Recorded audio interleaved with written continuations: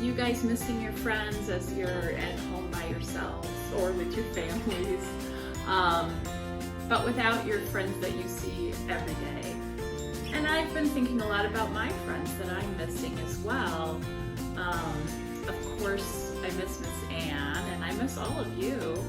And I miss my friends at school, especially Miss Heather, really all of my friends at school, but I think I talk to Miss Heather the most, so I do really miss her. And so today, since we've made two kind of dinner recipes I've done, today I'm actually making a dessert, because I know we have a dessert every Friday. And this is kind of interesting, because this is going to be a gluten-free and vegan dessert. It's called Carmelitas. And one of my favorite treats that Miss Heather ever brought me was a gluten-free Carmelita that she had made for her daughter who cannot have gluten at all. So I remember she brought them, and they were vegan and gluten-free, and I remember thinking, these aren't going to be any good. But it turned out it was so delicious, and I have never forgotten her making those. And so every time she thinks about making something at home to share with the staff at school, I always say, you should try making those Carmelitas again. So this is a recipe I'm sharing that I'm sharing it because I'm thinking about friends and wanting to feel closer to friends this week, even though we're all separated and missing each other. So that in a way, you always carry your friends with you, and that's what I'm thinking about as we're all staying separate, so that we can be safe. I'm going to start with washing my hands. There's a lot of instructions, so I'll get everything together and then we'll get started.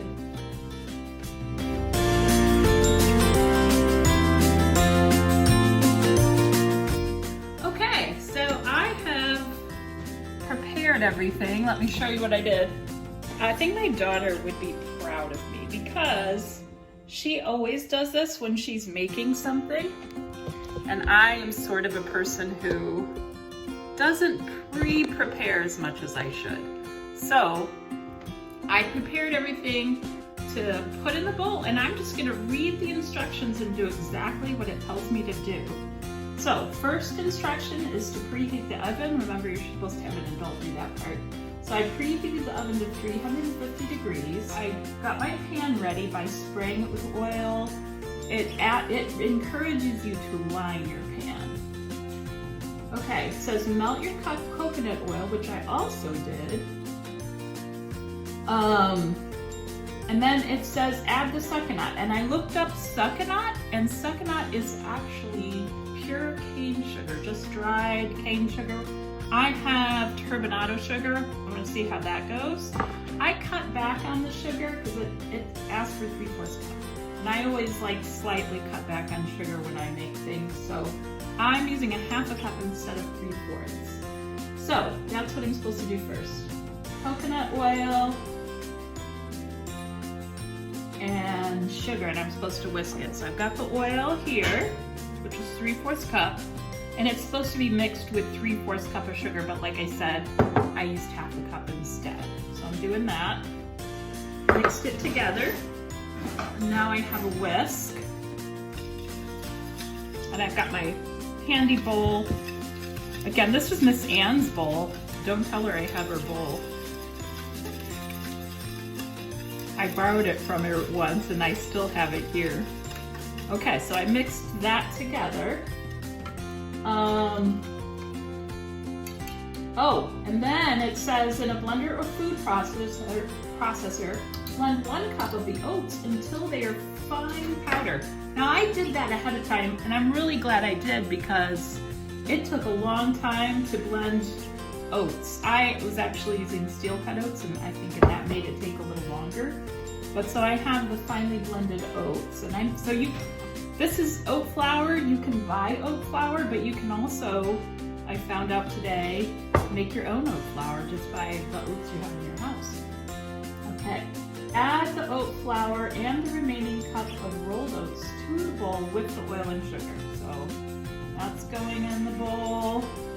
And I am substituting granola because I did not have rolled oats. So I'm going to substitute and we'll just see how this goes. Now I'm supposed to stir this together. And I think I'm also supposed to add the vanilla. So vanilla, I feel so organized today. Vanilla. Then add the salt, baking soda, and baking powder. Salt. And then I mix the baking powder and baking soda together. So I'm adding that all in here and mixing it really well. So it comes to like almost a cookie batter. Exactly like a cookie batter because that's kind of what it is. All right, so that's all mixed up. Actually looks good already. Okay, so I've got this. So I'm supposed to put half of this into my pan and bake it for 10 minutes. And I think I'm gonna get a smaller pan. So I'm gonna do that and I'll get right back with you. Okay, so I got a different pan, a little bit smaller. This is actually a bread pan. I'm gonna try this just because I don't have a lot of batter. I'm not sure how thick these are supposed to be. I wanna make sure they come out well. All right, so there's that. You're supposed to flatten it out in your pan. So I think this is like the bottom of the cookie.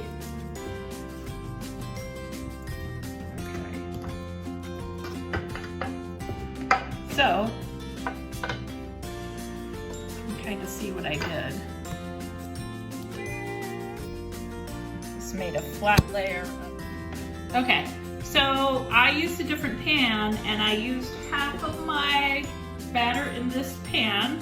This is gonna go in the oven for 10 minutes. Let's see how that goes.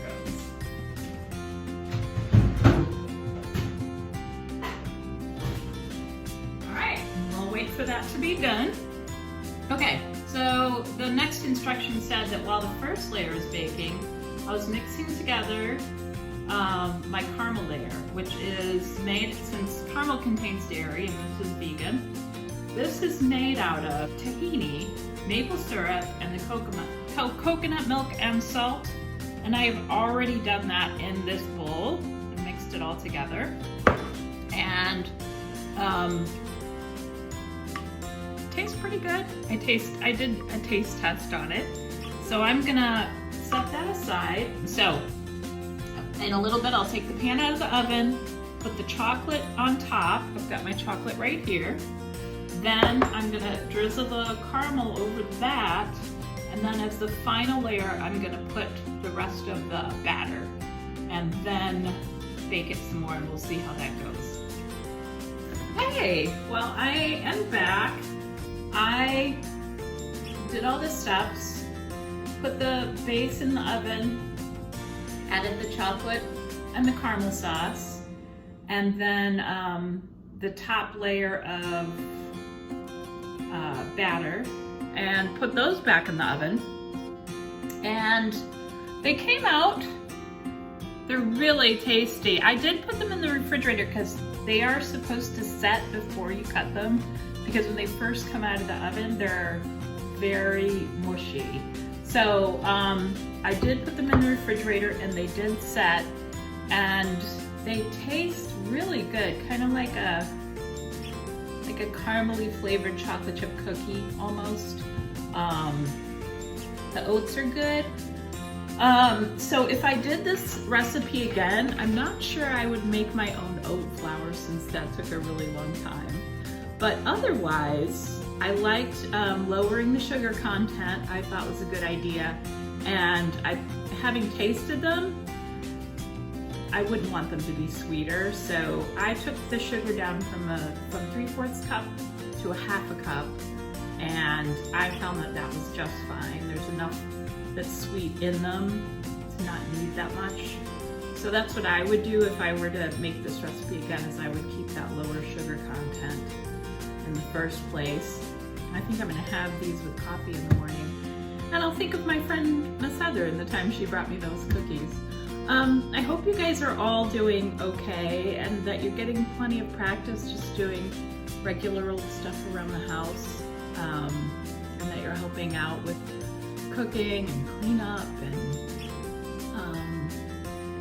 and that you're getting to chat with friends. It's been good to see some of you this week and to hear from others on our story time. Spring break is next Thursday, and I know we're all home, but I know that we're also enjoying this beautiful spring. I'm looking out my window right now and it is beautiful. So have a good week. This will be the last Friday cooking for a few weeks. So I hope you're enjoying your family at home and this time that you get to spend together. And I miss you. Bye.